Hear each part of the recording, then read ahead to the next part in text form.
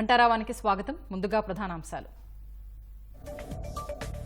Pinnelli అరాచకాలపై sitting జడ్జితో విచారణకు Julakanti demand. వైకాపా కుట్రల్ని తెదేపాకు అంటగడుతున్నారన్న లావు.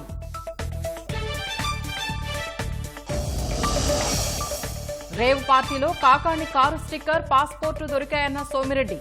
అయినా సంబంధం లేదని మంత్రి బుకాయిస్తున్నారని విమర్శ.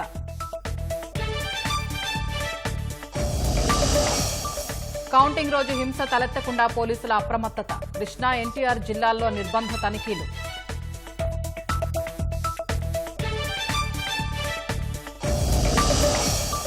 డెడ్ స్టోరేజీకి చేరుకున్న కండలేరు జలాశయ నిల్వలు. ప్రశ్నార్థకంగా మారిన 2 లక్షల ఎకరాల్లో సాగు, తాగునీటి సరఫరా.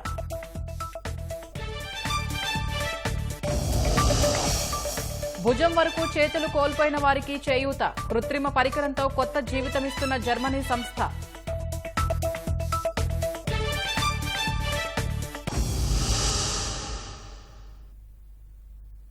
పల్నాడు జిల్లా మాచర్లలో ఎన్నికల రోజు, ఆ తర్వాత వైకాపా జరిగిన హింసాత్మక ఘటనలకు ఎమ్మెల్యే పిన్నెల్లి రామకృష్ణారెడ్డి ప్రధాన కారణమని తెదేపా అభ్యర్థి జూలకంటి బ్రహ్మారెడ్డి ఆరోపించారు. ఈ దాడుల్ని కట్టడి చేయడంలో పోలీసులు, ఎన్నికల కమిషన్ విఫలమైందన్నారు. పోలీసులు చర్యలు తీసుకోకపోవడంతో ఇష్టారాజ్యంగా దాడులు చేశారని, గృహ నిర్బంధం నుంచి తప్పించుకుని పిన్నెల్లి సోదరులు హైదరాబాద్ వెళ్లిపోయారని విమర్శించారు. మాచర్ల నియోజకవర్గంలో వైకాపా చేసిన దాడుల్లో 74 మంది ఎస్సీ, ఎస్టీ, బీసీలు గాయపడ్డారని, అయినా ఇప్పటికీ పిన్నెల్లి కులాల గురించి మాట్లాడుతున్నారంటూ తప్పుపట్టారు. పిన్నెల్లి అరాచకాలపై సిట్టింగ్ జడ్జితో విచారణకు సిద్ధమా అని సవాల్ విసిరారు. సిట్ విచారణపైన తమకు నమ్మకం లేదని బ్రహ్మారెడ్డి తేల్చి చెప్పారు. నియమించిన అధికారులు ఎవరు? ఇదే చీఫ్ సెక్రటరీ కదా. నేనైతే నా పర్సనల్ ఒపీనియన్, ఈ సిట్ లో కూడా ఏం న్యాయం జరుగుద్ది? మొత్తం చీఫ్ సెక్రటరీ కనుసన్నల్లో మొదటి నుంచి మేము మొత్తుకుంటుంది చీఫ్ సెక్రటరీ ఈ రాష్ట్రానికి. ఇవన్నీ కూడా మేము central election commission Rajiv Kumar దగ్గర నుంచి ఒక్కొక్కళ్ళకి దశల వారీగా పెడుతూ వచ్చిన కంప్లైంట్స్. ఈ రోజు వరకు ఒక్క చర్య తీసుకున్నారా? ఎన్ని రోజుల నుంచి? 6 నెలల నుంచి 5 నెలల నుంచి హైపర్ సెన్సిటివ్ గా విలేజెస్ లో ఉన్న గత ఎన్నికల డేటాను కూడా పొందుపరుస్తూ ఏ విధంగా ఆ ఊర్లో రిగ్గింగ్లు జరిగినాయని చెప్పేసి చూపిస్తూ మేము ప్రతి పేపర్ ఎవిడెన్స్ తో సహా ప్రొడ్యూస్ చేశాం. కానీ చర్యలు లేవు. ఉన్నతాధికారులు ఏం చెప్తారంటే మాకు మెయిన్ ప్రాబ్లం అంటారు. అంటే ఒక ఎస్పీ గారి సమక్షంలో నా మీద దాడి జరిగింది అంటే ఏ విధంగా ఉంది? ఫోర్స్ని అలొకేట్ చేసింది ఎవరు? ఇప్పుడున్న డిఎస్పీ. అతన్ని అతని మీద ఎందుకు చర్యలు తీసుకోలేకపోయారు? గతంలో వాళ్ళు నియమించిన అధికారులే ఎక్కడ ఎంత ఫోర్స్ అనేది నియమించారు. ఈరోజు కొత్తగా వచ్చిన ఎస్ఐల మీదనో సిఐల మీద పట్టం కాదు, ఎక్కడ ఎంత ఫోర్స్ ఉండాలని నిర్ణయించింది మీరు, మీ అధికారులు, నువ్వు వేసుకున్న అధికారులు, నీకు ఊడిగం చేసిన అధికారులు, నీ బర్త్డే కేకుల్లో, నీ క్యాన్వాయ్లో ముందు వెనక, నీ తమ్ముడికి కూడా అసలు తమ్ముడికి ఏం ప్రోటోకాల్ ఉందని పోలీసు వ్యాన్లు ముందు వెనక పెట్టి తిప్పారు. ఈ పోలీసు అధికారులు సిగ్గుపడాల. ఈరోజు మాట్లాడుతూ ఉన్నారు. అన్నంటే ఎమ్మెల్యే సెక్యూరిటీ కోసం, తమ్ముడికి గన్మెన్లు, తమ్ముడు వెళ్తుంటే police CI van, SI van. ఏంటి అసలు ఇది ప్రజాస్వామ్యం? ఈ అధికారులు వెనకొచ్చి వేసుకుని మాట్లాడుతున్నారు. ఈ అధికారులు ఎవరికి ఊడిగం చేశారు? మాచర్ల నియోజకవర్గంలో కేవలం మార్చింది 3 ఎన్నికల కమిషన్ వచ్చిన తర్వాత. మిగతా వాళ్ళందరూ కూడా నువ్వు నియమించుకున్నోళ్ళు, నీకు ఊడిగం చేసిన వాళ్ళు. ఒక ఎస్సీఐ కారంపూడిలో ఒక టీ స్టాల్ దగ్గరికి వెళ్ళి పిస్టల్ తీసి బెదిరిస్తే ఆ విషయాన్ని ఎలక్షన్ కమిషన్ దృష్టిలో ఉండి వాళ్ళు ట్రాన్స్ఫర్ చేస్తే అతని కులం గురించి తీస్తాడు. మాట్లాడితే కులం. ఈ కులాల కంపుతో ఈ రాష్ట్రాన్ని ఏం చేద్దాం అనుకుంటున్నారు? చాలలేదా? హైదరాబాదులో మత కల్లోలో ఆ రోజు జనార్దన్ రెడ్డిని దింపడానికి చేసిన అల్లర్లు చాలలేదా? ఈ రాష్ట్రాన్ని రావణ కాష్టం చేద్దాం అనుకుంటున్నారా? మొత్తం కూడా చీఫ్ సెక్రటరీ కన్సర్నల్లో నడుస్తా ఉంది. ఈ రోజు కూడా అదే చీఫ్ సెక్రటరీ ఈ రోజు కూడా కంటిన్యూ అవుతా ఉన్నాడు. రాజేంద్రనాథ్ రెడ్డి గారు డీజీపీగా మారొచ్చేమో గానీ తర్వాత డీజీపీ అపాయింట్మెంట్ లో కూడా వీళ్ల హస్తమే కదా. ఈయన ప్రపోజ్ చేసిన వాళ్ళు, ఈయన పంపించిన ప్యానెల్లోనే కదా సెలెక్ట్ చేసింది. ఈ రోజు సిట్ లో కూడా వాళ్ళు ఎవరినైతే పంపించారో వాళ్లే ఇది చేశారు. సిట్ దర్యాప్తులో కూడా నాకు నమ్మకం కుదరట్లేదు. ఈరోజు ఎమ్మెల్యే ఇంట్లో ఆయుధాలు పట్టుబడ్డాయి. దాని మీద ఏముంది? యాక్షన్ లేదు. ఎమ్మెల్యే పారిపోయాడు. ఏమి మీరు పట్టుకోలేరా ఎమ్మెల్యేని? ఎందుకు పట్టుకోలేకపోయారు? అంటే మరిన్ని దాడులో కుట్రలో చేయమనే బయట ఉండి ఏది జరిగినా ఈ రాష్ట్ర ప్రధాన చీఫ్ సెక్రటరీ ఎవరైతే ఉన్నారో జవహర్ రెడ్డి గారి కనుసన్నల్లోనే ఇదంతా నడుస్తా ఉంది. ఈరోజు కొత్తగా సిట్లో వేసినా, డీజీపీని మార్చినా, మిగతా ప్యానెల్లో ఎస్పీలని మార్చినా అదంతా ఆయన కనుసన్నల్లో జరిగిన విషయం. దానికి తెలుగుదేశం పార్టీకి అని ఏం సంబంధం? త్రిపాఠి గారిని తెలుగుదేశం ఇన్ఫ్లుయెన్స్ చేసి తీసుకొచ్చిందంట. అంతకుముందు ప్యానెల్ పంపించింది మీరు. అందులో అందరూ కూడా ప్రమోషన్ మీద అయినోళ్ళు పంపించారు కాబట్టి దాన్ని సెంట్రల్ కమిషన్ తిరస్కరించి త్రిపాఠి గారి పేరుని పెట్టారు. దానికి కూడా తెలుగుదేశానికి అంటగడతారు. అంటే central election commission, state election commission అన్నీ మా చేతుల్లో మా చేతి నీళ్లు దాగి నడుస్తా ఉన్నాయా? త్రిపాఠి గారిని తెలుగుదేశం ఇన్ఫ్లుయెన్స్ చేసి తీసుకొచ్చిందంట. అంతకుముందు ప్యానెల్ పంపించింది మీరు. అందులో అందరూ కూడా ప్రమోషన్ మీద అయినోళ్ళు పంపించారు కాబట్టి దాన్ని సెంట్రల్ కమిషన్ తిరస్కరించి త్రిపాఠి గారి పేరుని పెట్టారు. దానికి కూడా తెలుగుదేశానికి అంటగడతారు. అంటే central election commission, state election commission అన్నీ మా చేతుల్లో మా చేతి నీళ్లు దాగి నడుస్తా ఉన్నాయా? ఫైనల్ గా అడుగుతుంది ఒకటే, సిట్టింగ్ జడ్జి తోటి మేము విచారణకు సిద్ధం. మీరు సిద్ధమా? మీ ఇంట్లో ఆయుధాలు ఎందుకున్నాయి? నువ్వెందుకు పారిపోయావు పిరికి పందలాగా? ఏ భయం నిన్ను వెంటాడుతుంది? ఇంకెన్ని కుట్రలు చేశావు? ఇవన్నీ మేము అడుగుతా ఉన్నాం. వీటికి సమాధానం చెప్పాలి. కొంతమంది పోలీసుల నిర్లక్ష్యం వల్లే పోలింగ్ రోజు పల్నాడులో హింసాత్మక ఘటనలు జరిగాయని నరసరావుపేట తెలుగుదేశం ఎంపీ అభ్యర్థి లావు శ్రీకృష్ణదేవరాయలు ఆరోపించారు. పోలీసులతో కలిసి పిన్నెల్లి అధికార దుర్వినియోగానికి పాల్పడ్డారంటూ వీడియోలు విడుదల చేశారు. తాను ఎవరినీ ప్రలోభ పెట్టలేదని, ఎలాంటి విచారణకైనా సిద్ధమని పునరుద్ఘాటించారు. భద్రతా వైఫల్యంపై సిట్ అధికారులు పూర్తి స్థాయిలో విచారణ చేసి బాధ్యులపై చర్యలు తీసుకోవాలని శ్రీకృష్ణదేవరాయలు డిమాండ్ చేశారు. ప్రజలు ఆ రోజు వచ్చి కార్యకర్తలు ముందుకు వచ్చి మేము ఎలక్షన్ ఈసారి తెలుగుదేశం పార్టీ ఎలక్షన్ జరగాలి, గట్టిగా జరగాలని చెప్పి నుంచొని చేసిన వాళ్ళు వీళ్ళందరూ కూడా. వీళ్ళే కాదు, ఈ 74 మంది ఎవరైతే ఎక్కువ మంది దెబ్బలు తగిలియో వీళ్ళందరూ కూడా. కానీ దీన్ని అంతటినీ కూడా పక్కకు తోసి దీన్ని ఏదో వేరేగా చిత్రీకరించడానికి ప్రయత్నిస్తా ఉన్నారు. అధికారాన్ని అడ్డు పెట్టుకుని మేము ఏదో చేశామని చెప్పి ఇవన్నీ కూడా చెప్తా ఉన్నారు. అధికారాన్ని అడ్డు పెట్టుకుంది, ఇందాక ఫోటో ఒకటి చూపించారు, ఏదైతే బర్త్డే పార్టీలో ఇది అధికారాన్ని అడ్డు పెట్టుకోవడం, ఇది అధికారాన్ని అడ్డు పెట్టుకుంటే ఈ విధంగా ఉంటుంది.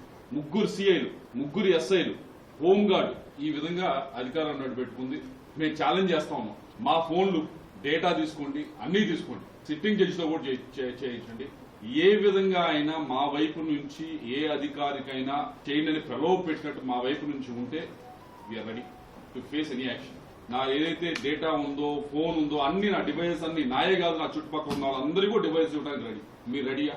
మీరు ఎన్నిసార్లు మాట్లాడాలో వీళ్ళందరూ ఆఫీసర్స్ తో కానీ మీరు చెప్పగలరా? మీరు రెడీగా ఉన్నారా ఛాలెంజ్ తీసుకోవడానికి? అధికారాన్ని దుర్వినియోగం చేశారు కాబట్టి చాలా చోట్ల బదిలీ చేశారు. కొద్ది గొప్ప మార్చారు. ఇంకా మార్చలేదు. ఇంకా మార్చుంటే ఇంకా సజావు సాగేది.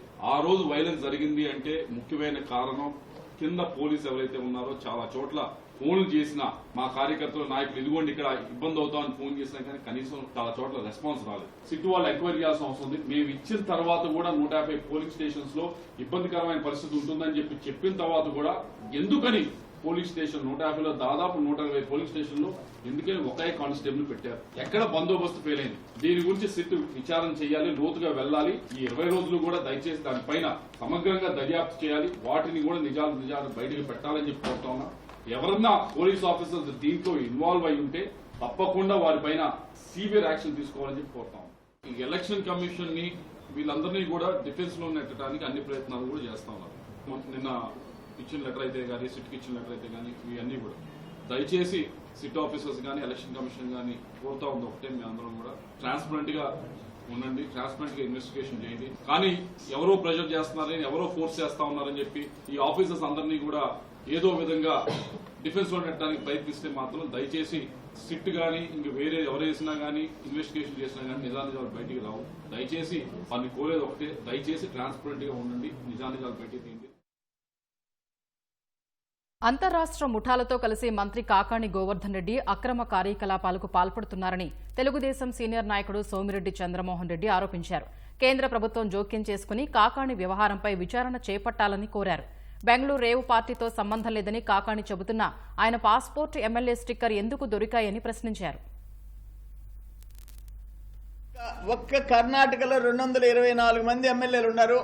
ఎమ్మెల్యేలకు స్టిక్కర్లు ఉన్నాయి. ఒక్కొక్క ఎమ్మెల్యేకి 2-3 స్టిక్కర్లు. ఆంధ్ర 175, తెలంగాణ 119, దాదాపు 500. వాళ్ళెవరూ ఒక్క స్టిక్కర్ దొరకని, ఒక్కరి కారు దొరకలే. నీ ఒక్క కారు దొరికింది. నాకు సంబంధం లేదంటే ఇంకొక అదే గన డూప్లికేట్ అయితే కర్ణాటక వాళ్ళు తయారు చేసుకోకూడదా? ఆంధ్ర వాళ్ళ డూప్లికేట్ స్టిక్కర్ తయారు చేసుకోకూడదా? తెలంగాణ చేసుకోకూడదా? నీ స్టిక్కర్ ఎందుకు దొరికింది? నీ కార్ పాస్ ఎందుకు దొరికింది? ఎమ్మెల్యే స్టిక్కర్, నీ పాస్పోర్ట్ ఎందుకు దొరికింది అక్కడ? సో ఇవన్నీ నేను ఎందుకు చెప్తానంటే, నువ్వు కల్తీ మద్యం కింగ్. నువ్వు నకిలీ పత్రాలు తయారు చేసే దాంట్లో నంబర్ 1. నకిలీ పత్రాల్లో 3 జైలుకి పోయినారు.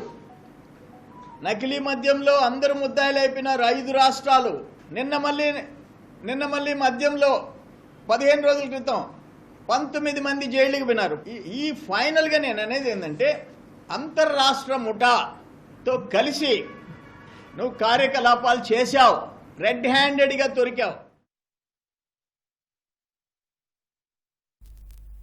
అనంతపురం జిల్లా రాయదుర్గంలో ఎన్ఐఏ సోదాలు కలకలం రేపుతున్నాయి. రిటైర్డ్ హెడ్ మాస్టర్ అబ్దుల్ ఇంట్లో ఎన్ఐఏ అధికారులు తనిఖీలు నిర్వహించారు. అబ్దుల్ గఫూర్ కుమార్లు బెంగళూరులో నివాసం ఉంటున్నారు. వీరికి ఉగ్రవాదులతో సంబంధాలు ఉన్నట్లు సమాచారం అందింది. కొంతకాలంగా వీరు కనిపించకపోవడంతో అనుమానం రావడంతో రాయదుర్గంలో 3 రోజులుగా ఎన్ఐఏ అధికారులు రెక్కీ నిర్వహించారు. సాయుధ దళాల సహాయంతో శ్రీ వేణుగోపాలస్వామి ఆలయంలో దాక్కున్న అబ్దుల్ గఫూర్ కుమారుడు సాఫ్ట్వేర్ ఇంజనీర్ సోయల్ను అదుపులోకి తీసుకుని రాయదుర్గం పోలీస్ స్టేషన్కు తరలించారు. ఉగ్రవాదులతో లింకులపై ఎన్ఐఏ అధికారులు ఆరా తీస్తున్నారు.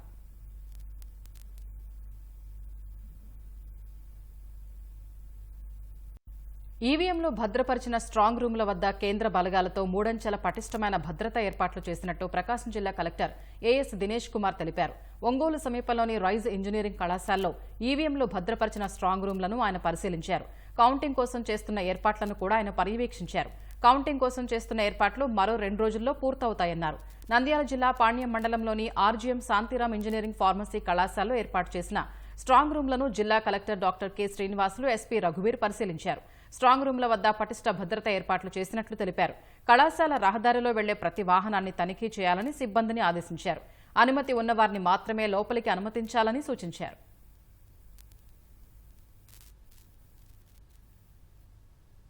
జూన్ 4న జరగబోయే ఎన్నికల కౌంటింగ్ ప్రక్రియ నేపథ్యంలో జిల్లాల్లో ఎలాంటి హింసలు జరగకుండా చర్యలు చేపట్టేందుకు పోలీసులు అప్రమత్తమయ్యారు. కృష్ణా, ఎన్టీఆర్ జిల్లాల్లో నిర్బంధ తనిఖీలు చేపట్టారు. అనుమానితులను అదుపులోకి తీసుకుని విచారించారు. ఎన్నికల అనంతరం హింస నివారణ చర్యలో భాగంగా ఉన్నతాధికారుల ఆదేశాల మేరకు కృష్ణా జిల్లా అవనిగడ్డ మండలం లంకమ్మ మాన్యంలో పోలీసులు నిర్బంధ తనిఖీలు నిర్వహించారు. రౌడీ షీటర్లు, సస్పెక్ట్ షీటర్లు, ఇతరుల ఇళ్లలో సోదాలు చేశారు. డాక్యుమెంట్ సరిగా లేని 13 వాహనాల్ని స్వాధీనపరుచుకున్నట్లు పోలీసులు తెలిపారు. ఎలక్షన్ అయిన తర్వాత కొన్ని రాష్ట్రంలో జరిగిన గొడవలని దృష్టిలో పెట్టుకుని మాకు ఎస్పీ గారు ఇచ్చిన ఆదేశాల ప్రకారం ఈ రోజున లంకమాన్యం ఏరియాలో ఈ కార్డినెన్స్ చెక్ చేయడం జరిగింది. ఈ కార్డినెన్స్ చెక్లో కొన్ని రికార్డు లేని బళ్ళు ఐడెంటిఫై చేయడం జరిగింది. వాటిని కూడా మేము సీజ్ చేయడం జరిగింది. ఎన్టీఆర్ జిల్లా నందిగామలోని డీవీఆర్ కాలనీలోని పోలీసులు తనిఖీలు నిర్వహించారు. సోదాలో రిజిస్ట్రేషన్ పత్రాలు సరిగా లేని 22 ఆటోలు, 27 ద్విచక్ర వాహనాల్ని స్వాధీనం చేసుకున్నారు. అనుమానంగా ఉన్న వ్యక్తులకు ఐరిష్ విధానంలో పరీక్షలు నిర్వహించారు. ఎన్నికల నిబంధనలకు విరుద్ధంగా వ్యవహరిస్తే కఠిన చర్యలు తప్పవని హెచ్చరించారు. రాబోయే ఎన్నికల ప్రక్రియలో మన కౌంటింగ్ జరగబోతుంది. ఆ కౌంటింగ్ సందర్భంగా కూడా ఆఫ్టర్ కౌంటింగ్ కూడా ఎటువంటి ఇన్సిడెంట్స్ లేకుండా ఉండడానికి ప్రక్రియలో మనం ఈ కార్డినెన్స్ సర్చ్ ఆపరేషన్ చేయడం జరిగింది. అండ్ ఎటువంటి ఇబ్బందులు లేకుండా పీస్ఫుల్గా ఈ కౌంటింగ్ ప్రక్రియ అయిపోయి ఎలక్షన్స్ క్లోజ్ అయి జరగాలనేసి మా ప్రయత్నంలో ఈ భాగంగా ఈ క్యాష్ ఆపరేషన్ చేయడం జరిగింది. మైలవరంలో ఎన్నికల కౌంటింగ్ నేపథ్యంలో పోలీసులు అప్రమత్తంగా వ్యవహరిస్తున్నారు. ఏసీపీ మురళీమోహన్, సీఐ కిషోర్ బాబు ఆధ్వర్యంలో తారక రామానగర్లో విస్తృతంగా తనిఖీలు నిర్వహించారు. సరైన పత్రాలు లేని వాహనాల్ని పోలీసులు భారీగా స్వాధీనం చేసుకున్నారు. ప్రకాశం జిల్లా కనిగిరిలో పోలీసులు, అగ్నిమాపక సిబ్బంది కలిసి పారామిలిటరీ బలగాలతో మాక్ డ్రిల్ నిర్వహించారు. అల్లర్లకు పాల్పడుతున్న వారిని చెదరగొట్టడం, రబ్బరు బుల్లెట్లను ప్రయోగించడంతో పాటు లాఠీ చార్జిలో గాయపడిన వారిని ఆసుపత్రికి తరలించడం వంటి అంశాల్ని కళ్లకు కట్టినట్లు ప్రజలకు చూపించారు. ఎవరైనా అల్లర్లు సృష్టించినా, హింసకు ప్రేరేపించినా చట్టపరంగా కఠిన చర్యలు తీసుకుంటామని పోలీసు అధికారులు హెచ్చరించారు.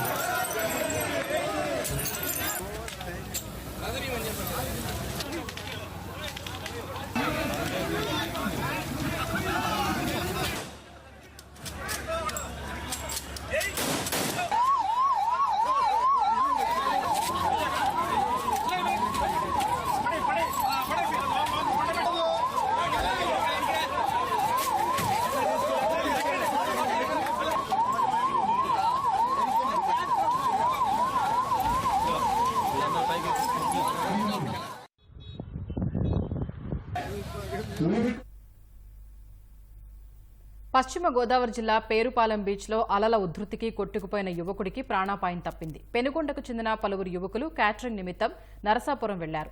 పనులు పూర్తి చేసుకుని అందరూ పేరుపాలెం బీచ్కు వెళ్లి సముద్రంలో స్నానాలకు దిగారు. వారిలో దొంగ గౌతమ్ అలల ఉధృతికి లోపలికి కొట్టుకెళ్లాడు. దీంతో స్నేహితులు ఏం చేయాలో పాలుపోక కంగారు పడ్డారు. కాసేపటికి కెరటాలు తాకిడికి గౌతమ్ ఒడ్డుకు కొట్టుకురావడంతో ఊపిరి పీల్చుకున్నారు. వెంటనే అత్యవసర వాహనంలో నరసాపురం ఆసుపత్రికి తరలించారు. ప్రస్తుతం గౌతమ్ ఆరోగ్య పరిస్థితి నిలకడగా ఉందని వైద్యులు తెలిపారు.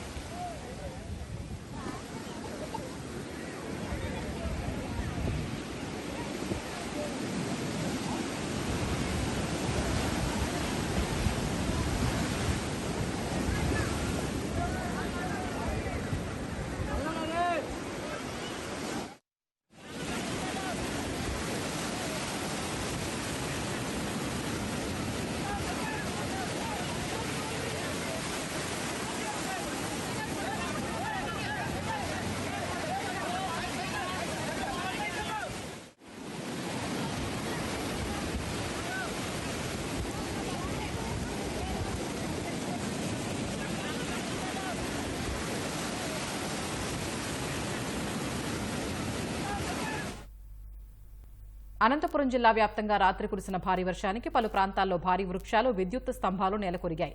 నగరంలోని పలు కాలనీల్లో విద్యుత్ అంతరాయం ఏర్పడి సరఫరా నిలిచిపోవడంతో ప్రజలు ఉక్కపోతతో అల్లాడిపోయారు. ఈదురుగాలులకు నేలకొరిగిన వృక్షాలు రోడ్డుకు అడ్డంగా పడడంతో వాహనదారుల రాకపోకలకు తీవ్ర అంతరాయం ఏర్పడింది. కళ్యాణదుర్గంలో హై వోల్టేజ్ విద్యుత్ స్తంభాలు నేలకొరిగాయి. కంబదూరు, కుందుర్పి మండలాల్లో రాత్రంతా విద్యుత్ సరఫరా నిలిచిపోయింది. ఉదయాన్నే అధికారులు స్పందించి నేలకొరిగిన స్థానంలో నూతన స్తంభాలను ఏర్పాటు చేసి విద్యుత్ సరఫరాను పునరుద్ధరించారు.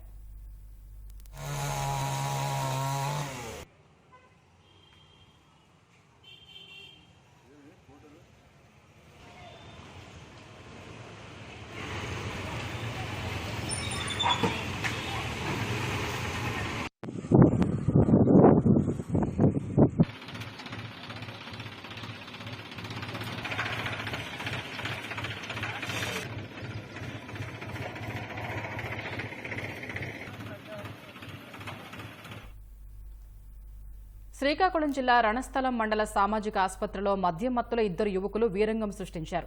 రణస్థలంకు చెందిన కె నవీన్ జగన్లో బైక్పై వెళుతూ రోడ్డు ప్రమాదానికి గురై స్వల్ప గాయాలతో ఆసుపత్రికి వెళ్లారు.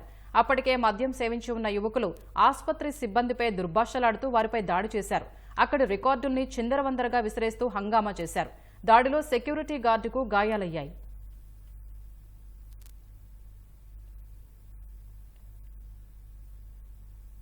హైదరాబాద్ బొల్లారంలోని కంటోన్మెంట్ ఆసుపత్రి వద్ద విషాదం చోటు చేసుకుంది. చికిత్స నిమిత్తం ఆసుపత్రికి వచ్చిన దంపతులపై ప్రమాదవశాత్తు భారీ వృక్షం విరిగిపడడంతో భర్త రవీందర్ అక్కడికక్కడే మృతి చెందాడు.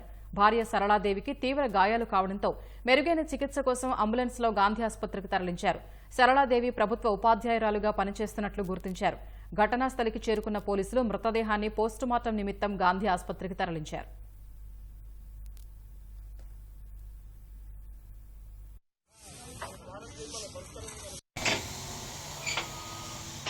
गाड़ी निकालो भाई।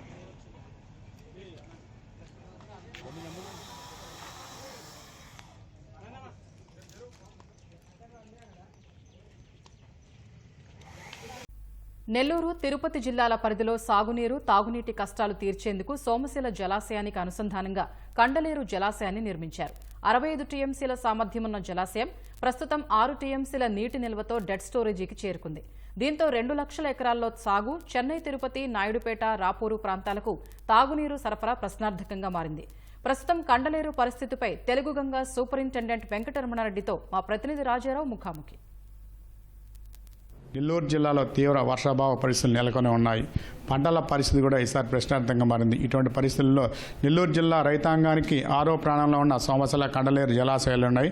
అయితే ప్రధానంగా ఈ కండలేరు జలాశయం పరిస్థితి మీద ఇక్కడ ఎస్సీ వెంకటరమణారెడ్డి గారు ఉన్నారు. వారితో అడిగి తెలుసుకుందాం. కండలేరు జలాశయం కింద మనకు నెల్లూరు జిల్లా కానీ, తిరుపతి జిల్లా కింద కానీ ఎస్హెచ్జి కాలువల ద్వారా 3 లక్షల ఎకరాల ఆయకట్టు కండలేరు జలాశయం కింద డెవలప్ చేసినాము.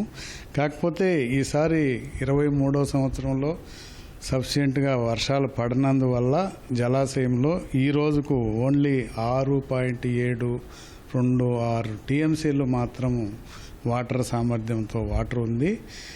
ఈ 6.7 టీఎంసీల వాటర్ని ఓన్లీ తిరుపతి జిల్లాకు కానీ, నెల్లూరు జిల్లా కింద లో లెవెల్ స్లూయిస్ అయితేనేమి, Rapur drinking water scheme, Podalakuru Gudur water scheme, Tirupati, Venkatagiri, Yerpedu, IIT వాళ్లకు డ్రింకింగ్ వాటర్ కోసం మాత్రమే కేటాయించడం జరిగింది.